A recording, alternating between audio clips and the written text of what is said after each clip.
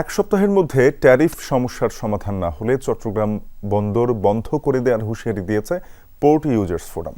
Tariff বৃদ্ধির প্রতিবাদে এক সভায় এ ঘোষণা দেন ফোরাম নেতারা। বিভিন্ন সেক্টরের ব্যবসায়ীরাও এর সাথে একাত্মতা প্রকাশ করেছেন। অযৌক্তিক ও অতিরিক্ত ট্যারিফে দেশের ব্যবসা বাণিজ্য ক্ষতিগ্রস্ত হবে বলে দাবি তাদের। বিজলি কেবলসের স্কিন কোটেড ইনসুলেশন আগুন প্রতিরোধী। বিজলি কেবলস, নিরাপদ আজীবন।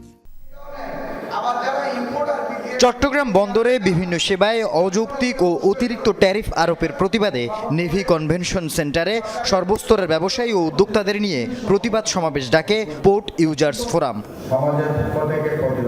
সভায় ট্যারিফ প্রত্যাহারে এক সপ্তাহের আলটিমেটাম দেন ফোরাম নেতারা।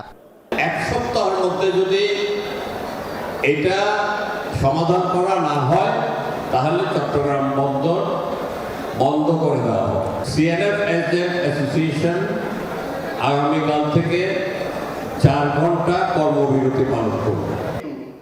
লাভজনক হওয়ার পরও বন্দরে 41% ট্যারিফ বাড়ানোয় দেশের অর্থনীতি মারাত্মক ক্ষতিগ্রস্ত হবে বলেন ব্যবসায়ী নেতারা। এমন সময় এই কাজটা করলেন, আমাদের বিজ্ঞ যারা এই কাজটা করছেন ওনারা এমন সময় কাজটা করলেন যখন দেখলেন এফবিসিসিআই নাই, চিরং চেম্বার নাই, বিজিএমইতে যখন প্রশাসক তখন এই কাজটা করছেন। আমরা কিন্তু এটা হতে দেব না, আন্ডার এনি সার্কামস্টেন্সে এটা কিন্তু হতে দেব না।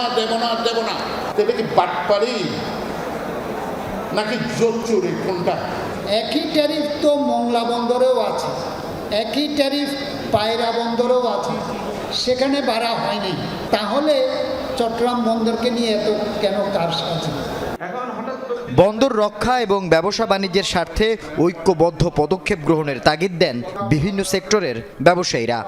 আবহাওয়া মানুষের জন্য, সার্ভিসের জন্য একটা বন্দর, সার্ভিসের জন্য এই বন্দরটা, এটা তো একটা এমনভাবে একেবারে সদাগরি প্রতিষ্ঠান হিসাবে প্রতিষ্ঠা হওয়ার কোনো কারণ আমি দেখতে পাই না। তীব্র প্রতিবাদ জানাচ্ছি এবং আজকের এই সভায় আমি চট্টগ্রামের সব ব্যবসায়ীদের সাথে আমাদের অ্যাসোসিয়েশন সবাই আমরা সংহতি প্রকাশ করছি এবং এটা তীব্র আন্দোলনের প্রয়োজন। আগামী দিনে যত কর্মসূচি আসবে সব কর্মসূচির পক্ষে আপনারা অবস্থান গ্রহণ করবেন ইনশাআল্লাহ। এই যে ট্যারিফ বৃদ্ধিটাকে নিয়ে একটু তড়িঘড়ি করা হচ্ছে এবং এই তড়িঘড়ি করার পিছনে কোনো দুর্বিসন্ধি থাকতে পারে এবং বন্দরকে একটা অস্থিরতার সৃষ্টি করার একটা অপচেষ্টা থাকতে পারে।